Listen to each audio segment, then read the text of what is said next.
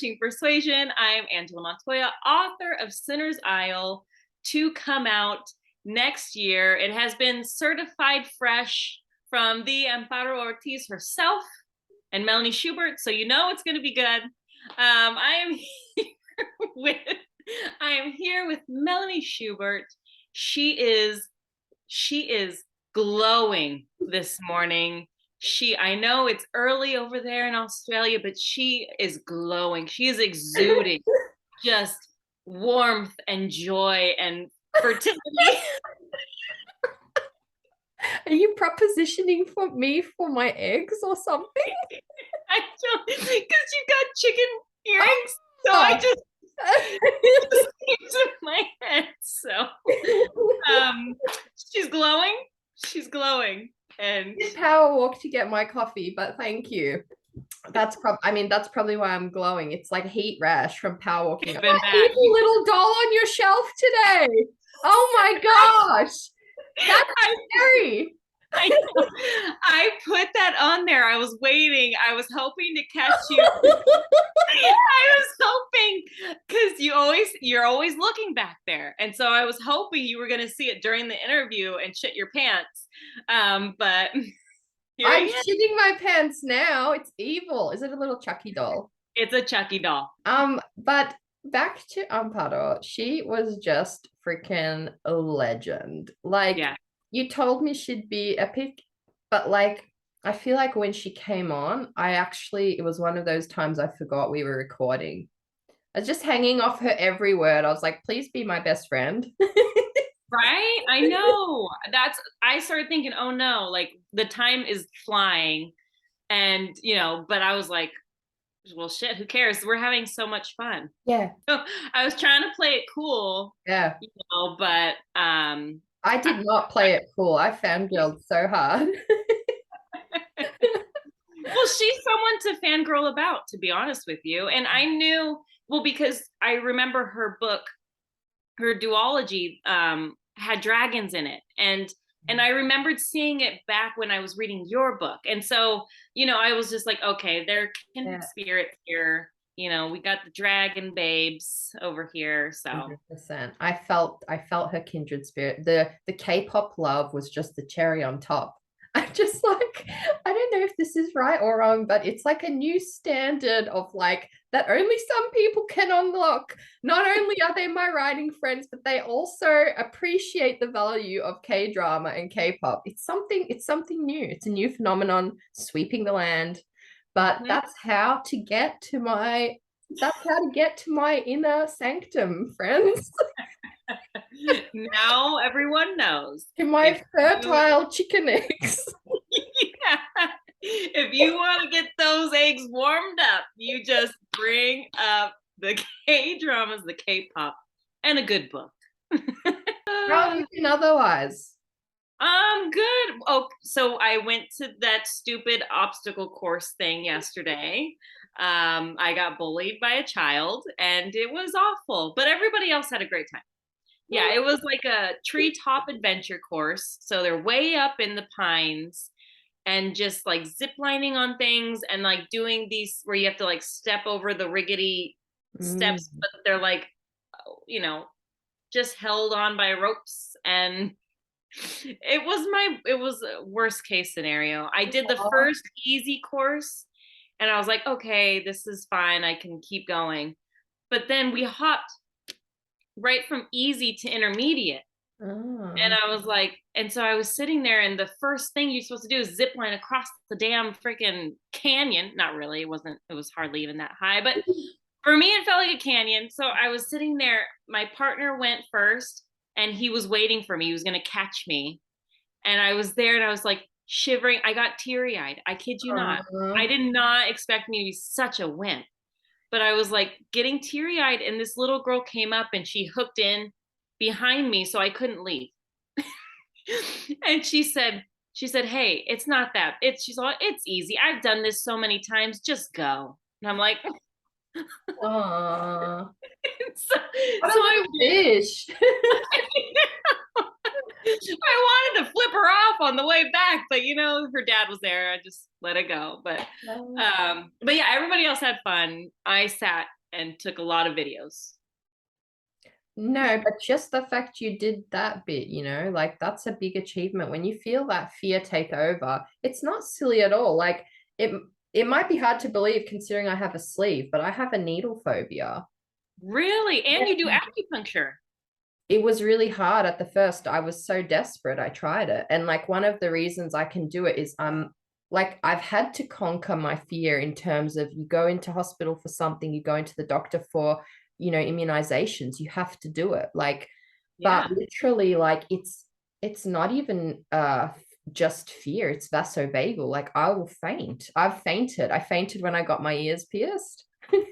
I fainted Wow. when I try, and then people say stuff like that. So you're like, well, I'm not gonna be a pussy about it. So you're like, especially like old teenage into Blink 182 Mel. I was like, I'm gonna give blood.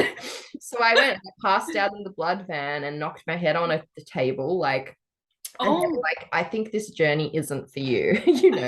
So now I just have to warn them. I have to just be like, I need to be laying down because I pass out sometimes, and I'll cry because it's a trigger. It's yeah. and I'll say to them, I'll be laughing at the same time. I'll be like, sorry, I'm probably going to cry and I might pass out. I just laugh and I tell them.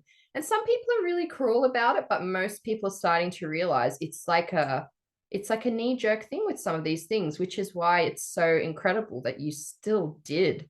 You still jumped off. Like some people can't. Some people can't. Some people just don't do it. But yeah, for some reason with the tattoo needle, I still like am sitting down or laying down when I get it, but it doesn't go as deep, so it doesn't trigger that vasovagal response. Yeah. Yeah. That shit can hurt. I mean, The and you've got tattoo a big sleeve, so like you got a full on. it's not the pain that makes me vasovagal. It's like a needle entering like my veins or Wow. something. That's what I think triggers the vasovagal response. So I've been fine with tattoos. Although I'm always like laying down, sitting down. I would never, not that you would be upright for a tattoo, but because it's more like scratching on the surface, it doesn't feel like Yeah. something entering but yeah, my point is like sometimes we just can't control these things. And so in my eyes, you're 10 times as a badass for doing it at all. I just did an American ass. Did you hear it? You're Did a you? badass. Oh, you did. Wow. Look What's at happening you. right now? I'm becoming Americanized. Yes, you are. Involuntary. You just gotta just start holding on to those R's. Just get the right in there, and then get those ugly R's in there. You'll be. I don't know why little nasty children are like that and why some people feel the need to like demean you for it. But in my eyes, the people who like face those fears at all, it's like it's easy to do it when you're not afraid. You know what I mean? Like, Yes. Yeah, it's easy for someone on the outside to be like, well, it's not that big a deal. Like we're harnessed in, and I'm like, yes, but my brain right now is saying like, yeah. bitch, you're about to die. Every and it was like also having to balance on things that was not an ideal thing. Like none of those things work for me. I don't want to balance. I don't want to hop onto things. I don't want to climb. Yeah, my body was made for reclining. My body, my structure was made for relaxation. She was not built. I'm gonna add that to our merch. A shirt that says "My body was made for reclining." That's gonna be a bestseller. It's the truth. This vessel was. This is This is not a tree climbing girl right here. I'm okay with climbing trees. I actually am like a real wuss when it comes to theme parks. Like the rides, I'm not about the death drop. I'm not about the like anything that involves potential of death or the word death. I'm just like, no, no, no. It's gonna like trigger my panic centers. Like I have to be in a really funny mood to want to do something. I feel a thrill that most people feel on a roller coaster going on like one of those Ferris wheel. Is it a Ferris wheel? That's enough. It's enough. wheel is enough. The rush I get from a Ferris Ferris wheel is so fucking real. I can't tell you. Like, I was shaking the last time we went on one in Japan. It was so high. Oh, I was just like, is it like because our brains are telling us it could roll off and roll away? yeah, they're telling us, listen, bitch, this is gonna happen. Like, something bad's gonna happen. You're not meant to be up here. Yeah, exactly. What about writing wise? How are you feeling? Revision Oh, race mode. I'm on page 73. Oh shit, I think you've overtaken me. What chapter is that? I I don't know, Melanie. Let me check. Oh, well, I don't know what page I'm on, so this could be real. This is gonna take me away from you. I I'm did. on chapter 8. Okay. Like Yeah. you just started chapter 8? Wait, I don't know how to find you. Wait. You swiped There. me screen. I swiped off of it and then I was like, wait, how do I get back? Yeah, I'm on chapter 8. And yeah, like 72 or 3. It's not as bad as I thought it was gonna be. Yeah, that's It's bad, but it's wonderful. not as bad. It's bad. You know what's crazy? I'm also just at the start. I just checked where I'm on the start of chapter 8 as well. So don't get comfortable. Oh, you are always just right there, just Right there. trying to get them in. But here's where I'm gonna get a little nervous because I do not have enough words in total for this manuscript. So I'm gonna have to somehow. Okay. Well, then it's on. Right now, my words is only 59,900 and it's an adult rom-com. So obviously somewhere, but you know what? I feel like these earlier chapters is still when I was writing slower. I feel like Yeah. when I get to the parts when we were draft racing, it's naturally going to need a lot of filling in. Yeah. Yeah, we were just throwing on words. Yes. Okay. Well, we're pretty even then. Yeah, We're even. we're Okay. neck and neck. So don't get comfortable. I'm Well, just loving the sass coming from our Publishing Persuasion community. I love it. Lissa is coming in hot. She's going to catch up to us so quickly, I think. Oh, she is. Because you know what? You can tell in her bones, she is competitive as hell. Yeah. She is gunning for us.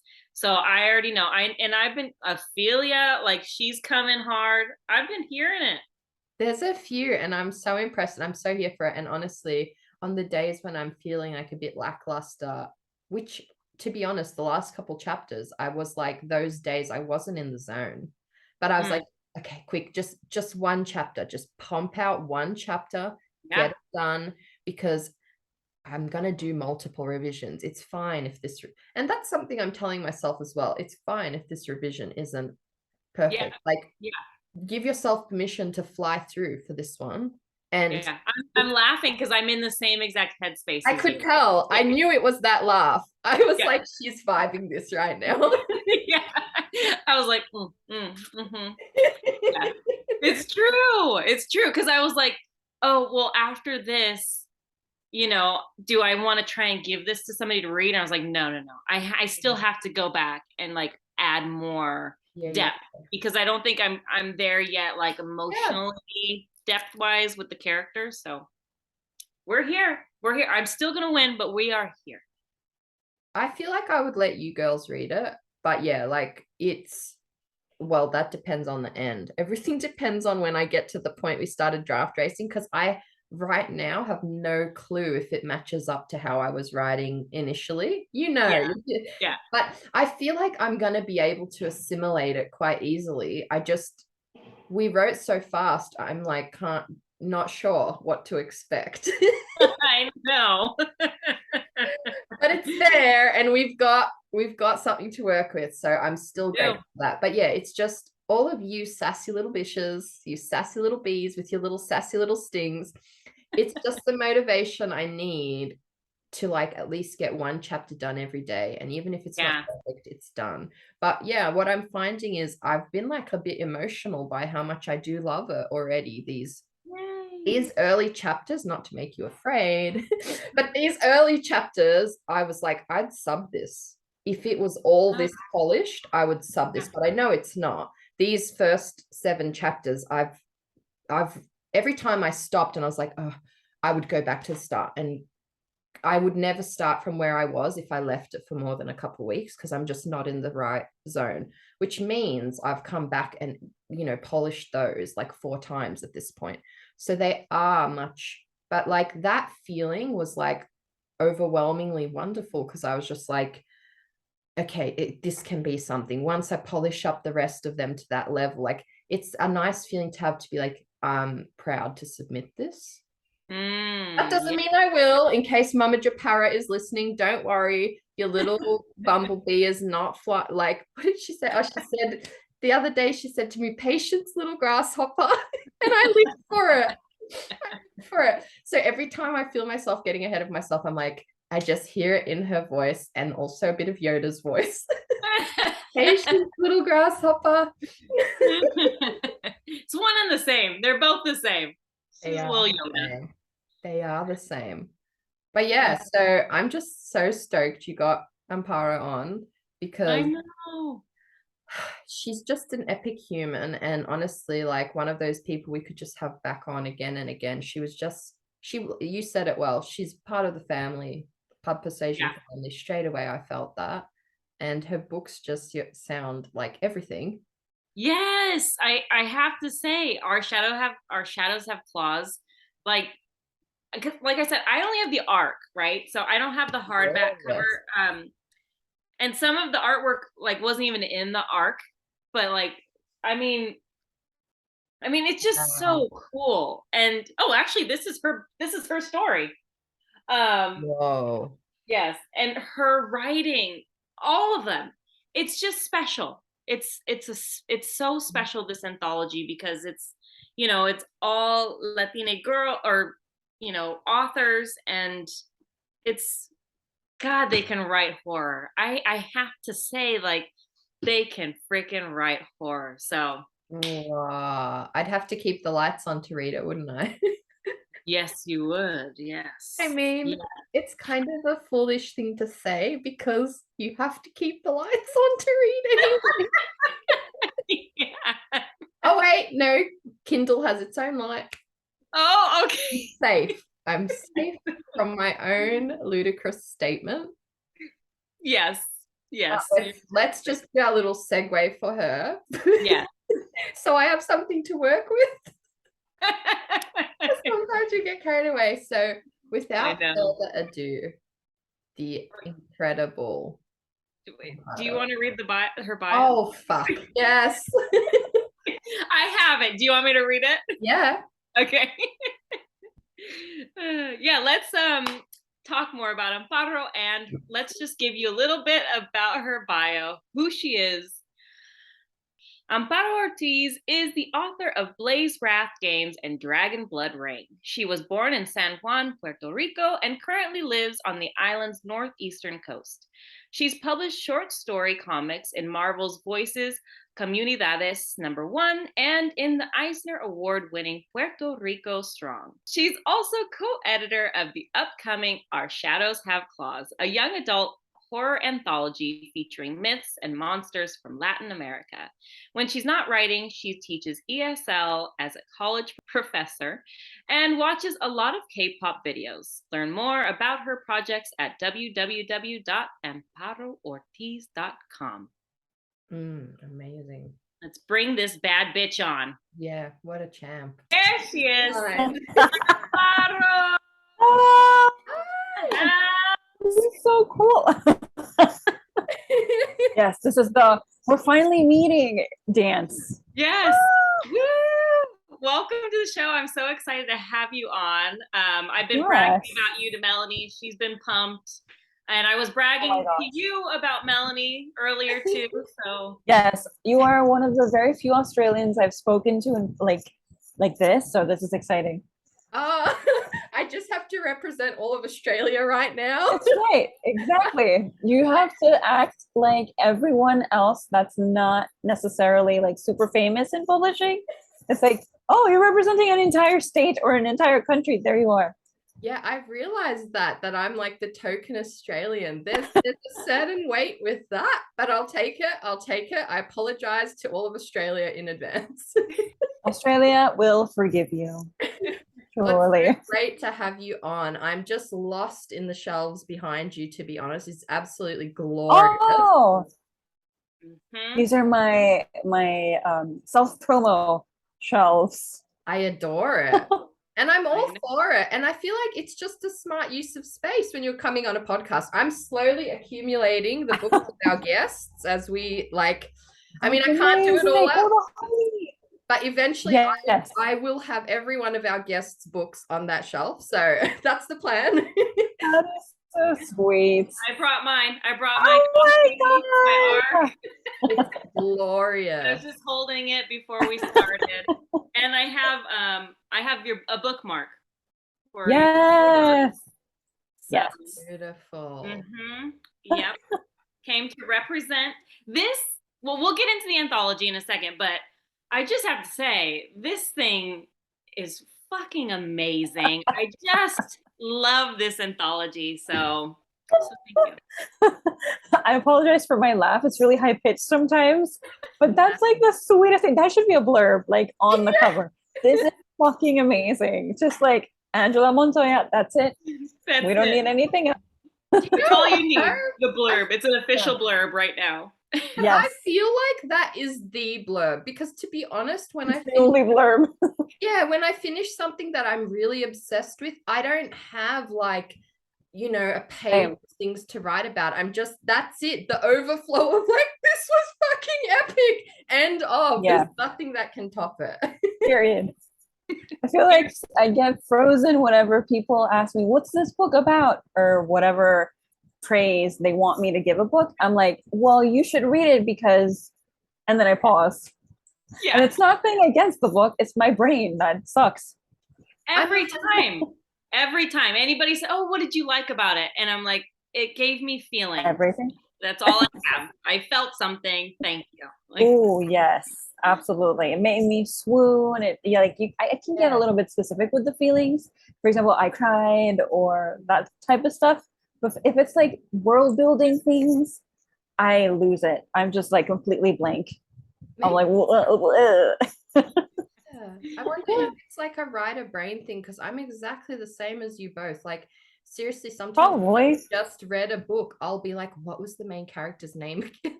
Like that same. I can 100% describe the feeling behind the book, but yeah, I do forget really basic details. Yes, I just read. Like they're 24. Amparo, there were 17. Oh, right. Yeah, they're all 24. 4 boyfriends. Yeah. Yes, they had 4 boyfriends. No, they were single. I'm like, oh. I love projection. I'm projecting onto the main character. Absolutely. Okay, well, let's get right into you. Okay. Tell us a little bit about your writing journey because we see behind you, you have books. So let's get into it. Like how did this all start for you? Well, in 2015, I signed with my literary agent, but that was the first time that I was actually exposed to agents past the, we don't want to necessarily see more from you. Like I got a lot of rejections because essentially I started writing when I was 17 years old.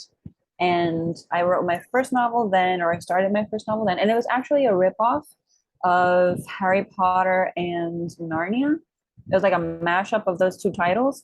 To this day, I only, support one of those titles, but the other one I was like heavily influenced by.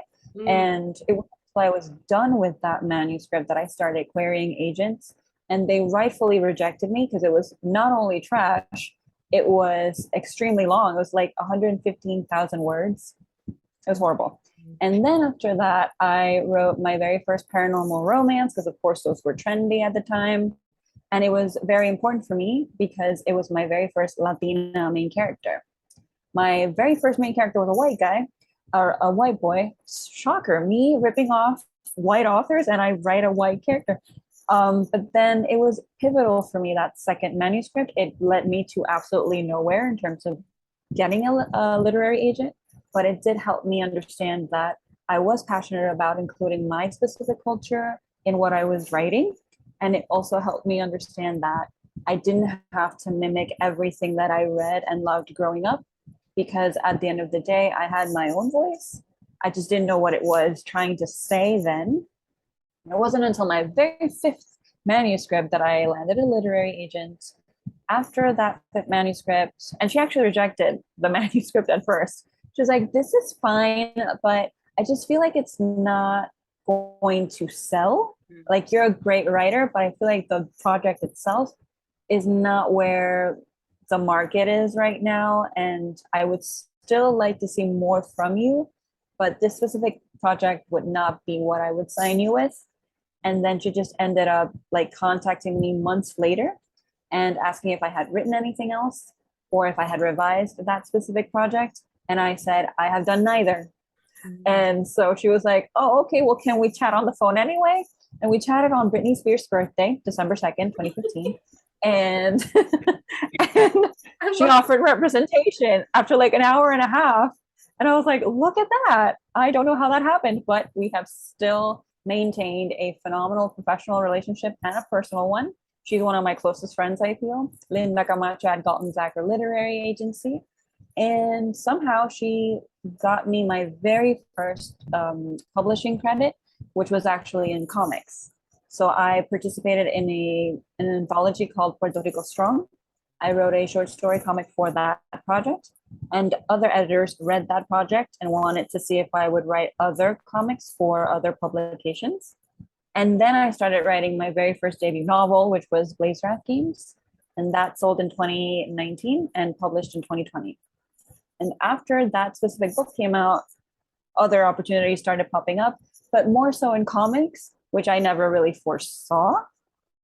And I guess that's a metaphor for the industry in general. You never know who's watching. That sounds really creepy, but it's true. Yes, that is very creepy. No, I'm just literally everything you've said right now. It's so so true, and those unexpected doors that open and can be more exciting and better than what you thought you wanted, better than the path you thought. And I actually love that, because it is an important reminder. Like, agents are so busy, the industry is so busy, but I agree, they're always watching. And it's surprised me, things that have come through even with the podcast, and you're just like, oh, okay, no, people are listening, people are watching. And I love what you said about it always fascinates me going back to the start and like the first book you worked on, because I just feel like we've all got one of those somewhere. That book that was like kind of very derivative from what we were reading, and that was like a word count beyond reason for what it was. But it's like, in my opinion, one of the reasons why it's been crucial for me finding my community, because when you go into it just you're just like, I'll just try write what's on the shelf. But even when you try do that, like there was no middle grade that was that long, that I was reading, but I was writing it. And I'm just like, it's like that checkpoint. Really fascinating to listen to and just hear your journey. And I think we should make mistakes anyway, because we learn from them, we grow from them. And back to what I was saying about voice, you just illustrated that perfectly, because you say, oh, this isn't on shelves, this isn't exactly what I'm reading and what I'm exposed to, but it's what I'm writing, and it matters anyway. And it's going to lead you eventually to where you're supposed to go. But you're never going to get there if you don't start, even if it's a mistake. Yeah. Dang.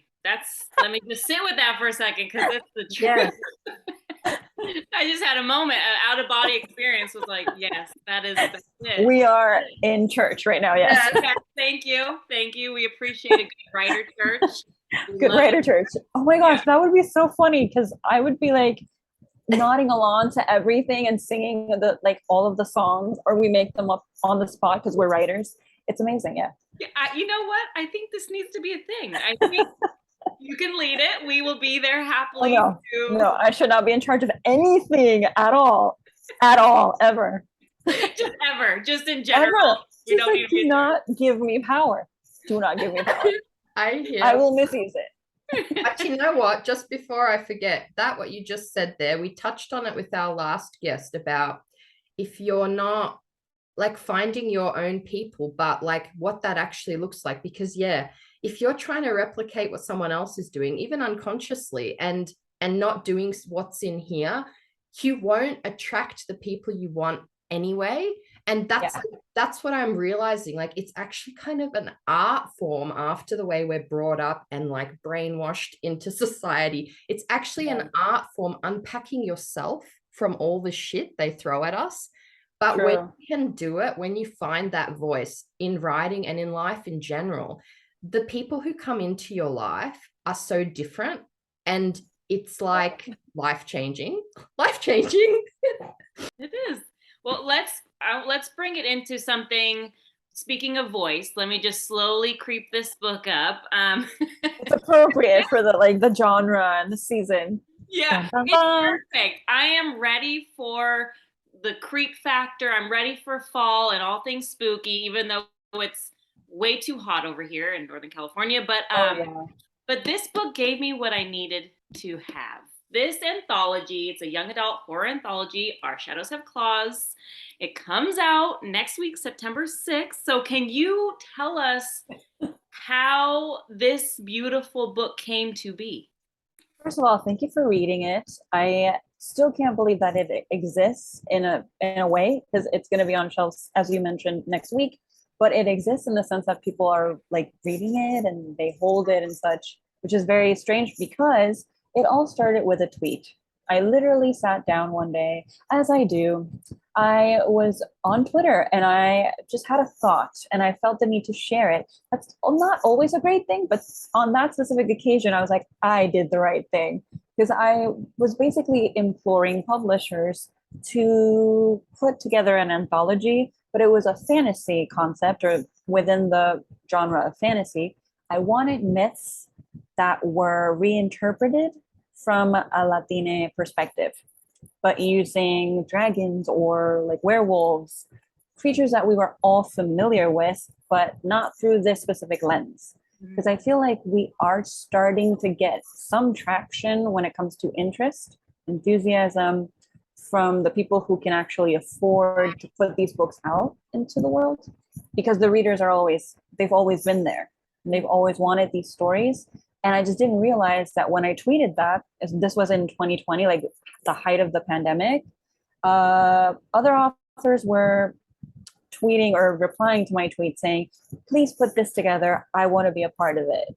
I want to write for this collection. I would like to try horror. And people just get, why did I make that sound? But a lot of people, apologies to anyone listening, I wanted to have this gain traction. And it did, but not in the way that I thought it would. Again, as we were mentioning, of like these detours, or how everything that we kind of predict doesn't always come about the way that we wanted or thought they would. And so that's essentially what happened. I contacted Shamile Syed Mendez, who is not only one of my closest friends within publishing and outside of it, but also we have the same literary agent. And that's a huge reason why we bonded so much, because we actually started blogging at the same time, like more than a decade ago. And it was like, I had a writing blog, she had a writing blog, but hers was a little bit more personal as well, because she was focusing on her family life as a Latina living in Utah. And I was just writing about very attractive men in movies. And so it's like my brand, essentially. That's how I want to be remembered. And Love you. So, can I just say I love you right now? Oh, thank you. That makes me so happy. Bonding over hot men. Yes. Always. Speaking of hotties, speaking of hot, attractive people, you need to keep your eyes on Sinner's Isle. Angela Montoya, 2023. Let's get it. And if you're listening to the podcast, I just dabbed. All right. And yes, I essentially asked Shamile, do you want to make this happen with me? And she was like, yes, I've always wanted to edit an anthology. And I was like, me too, but I don't know how to do this. And she had already sold one that she was co-editing with Aida Salazar. And we were just like, okay, let's see how this, or I was like, let's see how this pans out. And she was like, no, we need a proposal now. we need a pitch now. We need a title now. Let's do it. Like in the span of a weekend, we had everything. And then we sent it on a Monday or a Tuesday to our agent. And within a couple of days, we had everything going. And then we were on submission for 2 months, which was my shortest time on sub, because my debut novel was on sub for 10 months. And it was a very humbling experience, those 10 months. And I thought that it would always be that way. I'm like, well, I'm not sure if anyone wants to read my work. So, but it turned out that a lot of people wanted to read, Latina myths and in horror. And I was like, interesting. And so I got to read work by people I admire, like Julia Alvarez, and just everyone really, but also given the opportunity to write in a genre that they weren't known for. We have Raquel Marie, Gabriela Martins, we have the Molit sisters, we have Chantal Acevedo, we have Jenny Torres Sanchez. We have a lot of authors who are very well known in genres outside of horror. And it was just like their first time experimenting. And I'm just in shock that this book actually exists. I thank you. Honestly, thank you for making this book exist, because just the first fucking line, opening it up, it is it's magic. And it just brings you right in. And then the entire book from beginning to end, the artwork inside. Oh my gosh, yes. Oh my God, everything. Artwork. I didn't know there was artwork. Oh my God. I'm so excited. I only have the arc. Thank you, Amparo, for this, by the way. But yeah, there's art, and it's art. You could not that you would, but you could tear this out and put it on your wall. It is amazing. So you wouldn't, but you could. Yes, it's possible. It's possible. Please don't, but it is possible, and you will want to, but please do so, and then get another copy. Yeah. Just keep buying a bunch of copies. Yeah. Use one as an art project, and the other one as an actual book. Yeah. You know what? That might be a good hack, because you're from now on, you need to buy 2 books. So you can use one for art. If it's from the library, don't do this, because that's bad. But if it's a purchased copy, go wild. Yeah. I've seen that book art where hopefully they buy multiple copies and they do an illustration from the book on a paper book and then sell those. It's so pretty. So buy 7 copies.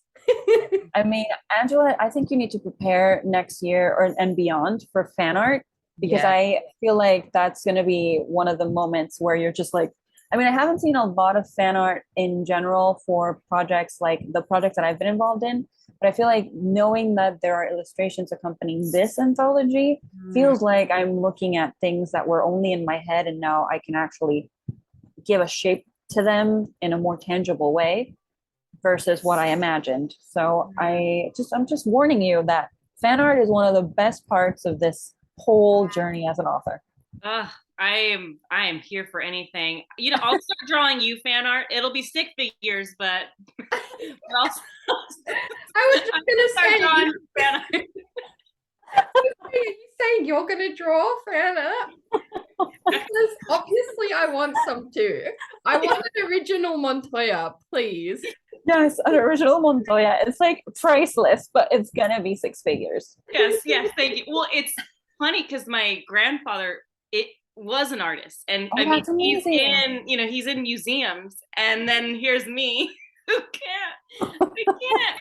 So figures who? Yeah, right. I'm sorry. Yeah, he was just this big Chicano artist, and then amazing. Stick figures it is for you. It's coming your way. With little cowboy hats, even though why would they have cowboy hats on Faro? But anyway, I always picture stick figures with cowboy hats. I don't know what that says about me at all, but here we are. Maybe your next book should maybe it's set at a ranch. Yeah. And I fall in love with the 4 cowboy boyfriends that I have always wanted in my life. And they're all for some reason Scottish, but they're at a ranch in the south of the United States. It all works out. It all works out. No, I dig it. Maybe some K-pop going on in the background. Right. 4 Scottish cowboys who love K-pop. I think that's so believable. Yeah. I saw that in your bio, a little bit of a K-pop fan.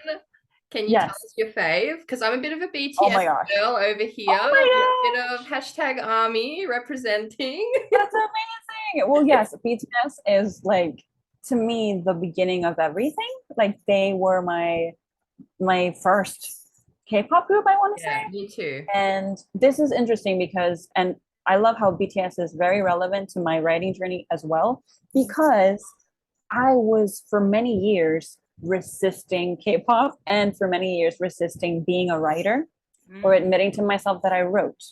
Because whenever someone describes you as something, you should listen to them. Because a lot of people, whenever they were like in class, for example, as a high school student, who here writes or who here is good at writing? And my friends and classmates who barely spoke to me would say, oh, Amparo, you know, like that's the writer girl right there.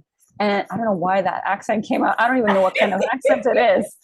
Apologies again. I had the visual though. I had the visual of, yeah. Very good. Yes. Yes. And so later, I had a lot of friends in college who were huge Big Bang fans. Like they loved Big Bang and 2NE1. So they were more in the YG space, the company, that specific company. And then I was like, well, I don't know. I don't know about that. I don't even speak Korean. I don't think I'm gonna like this. And then I listened to DNA by BTS, and I thought the song was so different from what I was used to because I'm a huge pop fan in Western scenes, music scenes. And then I was like, this is very different. So I started watching their videos. Like I think it was June 18th, 2018. Was it then? No, March 18th, 2018. I remember the day and everything. And then I watched all of their music videos in a row. And the next day I woke up and I was like, I love BTS. And so BTS led me to other groups. And my current favorite is Monsta X. But I definitely feel like BTS is like where it all started. Proud Army. Yeah, me too. I was much more recent convert because I also resisted it for some reason as well. I think I like growing up, I was like the hashtag emo kid, like, but not really. Yeah. I was just like into Good Charlotte and Blink One. Oh my God, Good Charlotte. I was too hard for, I thought I was like too hard for K-pop. But yet over lockdowns, I found BTS and a lot of people, they released Butter, and I played it song on of the summer and the other song that I call it the lockdown song. I can't remember what it's called now, but you know which one? It's like kind of emotional about being like locked up for over the COVID. Life Goes On. Yes, you knew. And I just listened to these few. Melanie was testing me. She was making sure you're a real fan. No, I couldn't remember.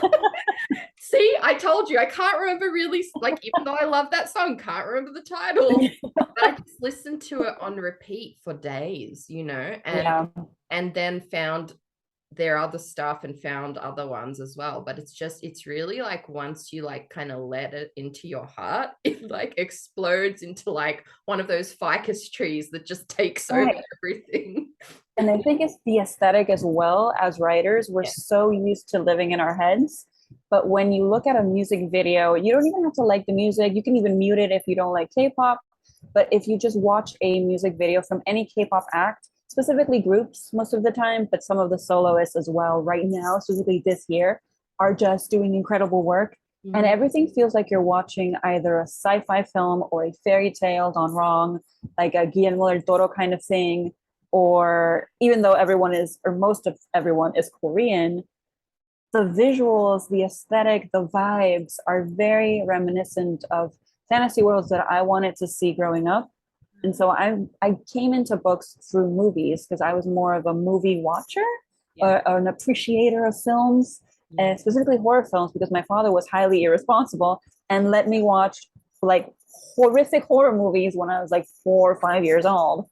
So I knew who like Pinhead was and Freddy Krueger and Leatherface and all of these lovely, friendly, like to children characters at a very young age. And my father was like totally fine with it. And so was my mom. So I'm not going to get into that, of what that says about me. That's an episode. That's another episode. Yes.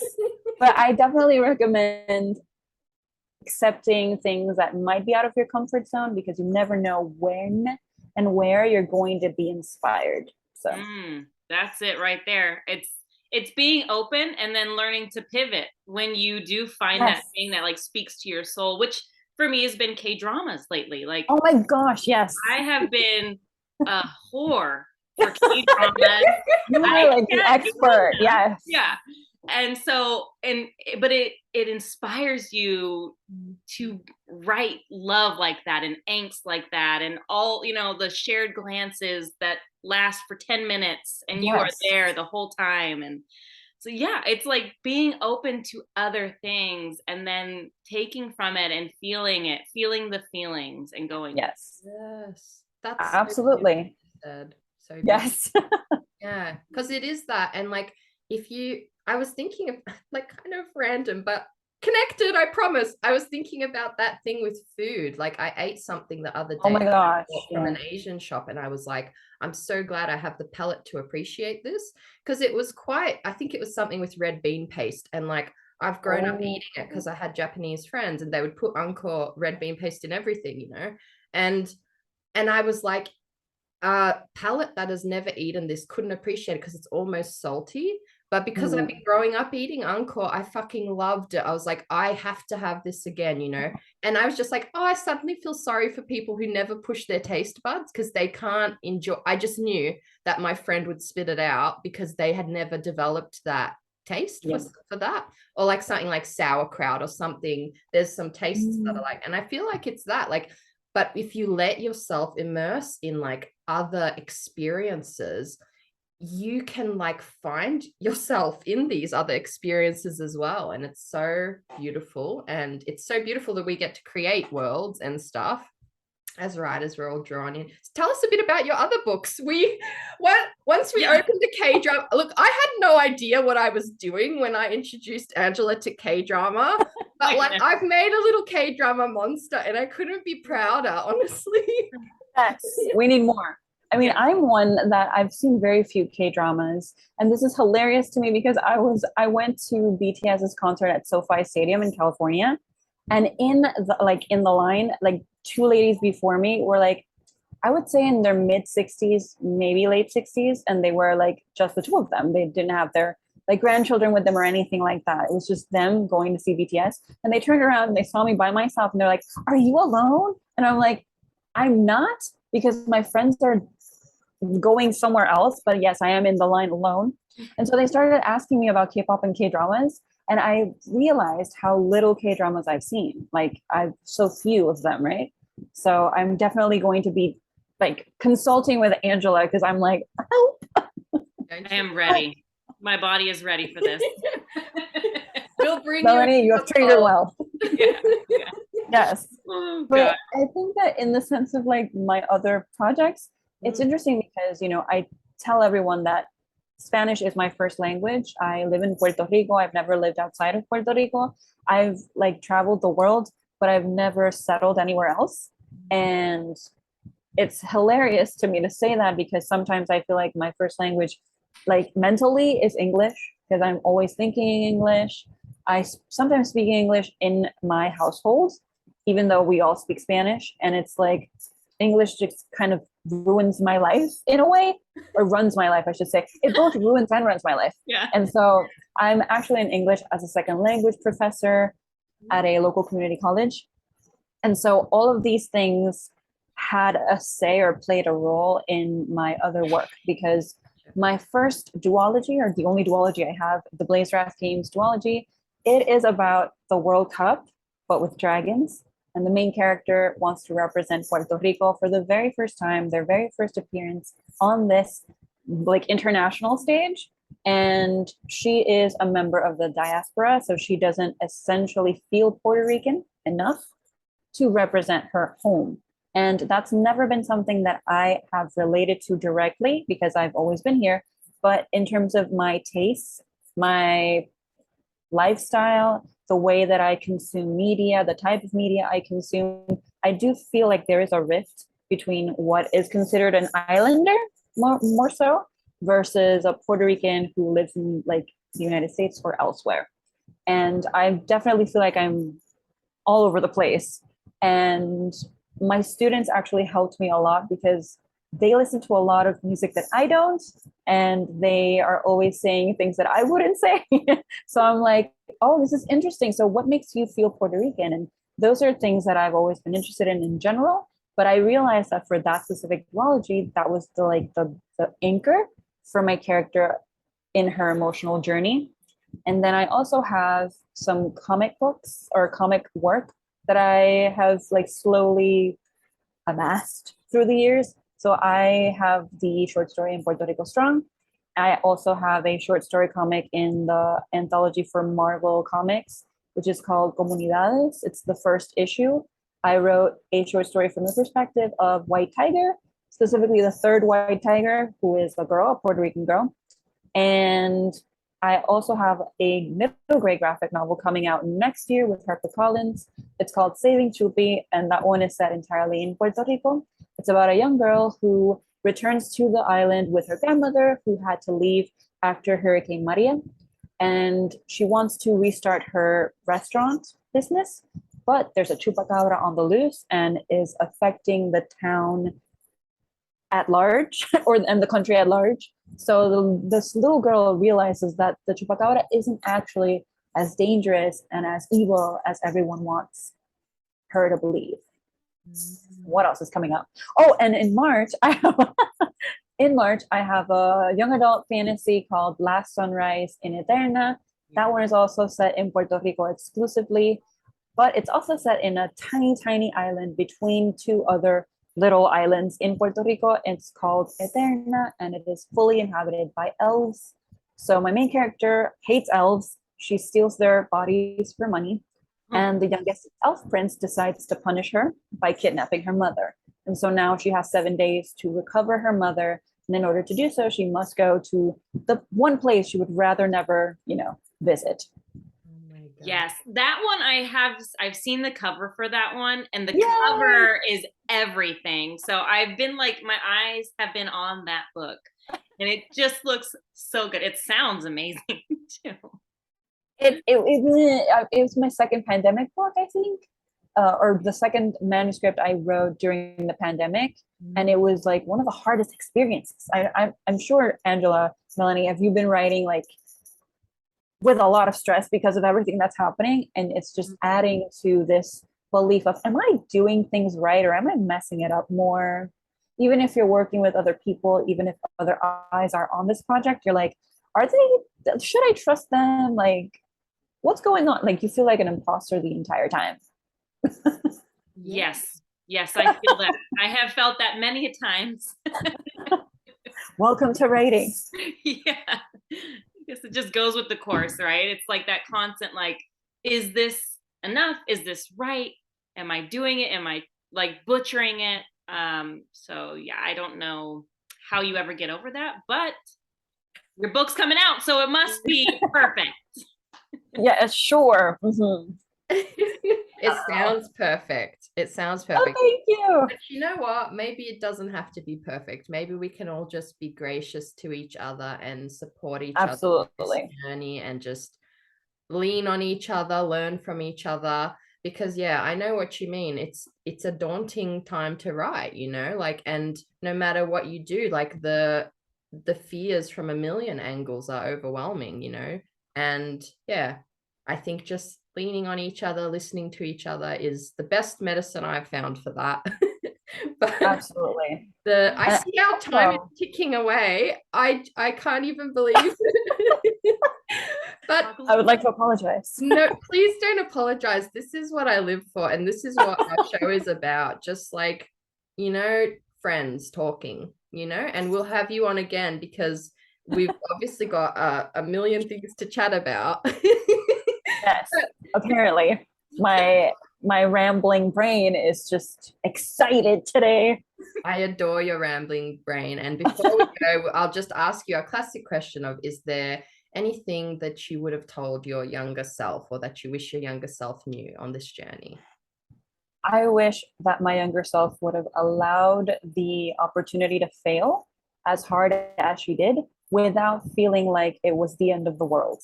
It's very easy to think that this is terrible, therefore I am terrible, therefore I should not do anything else. but I feel like mistakes are normal. They're gonna be common, and just embrace them, learn from them, move on.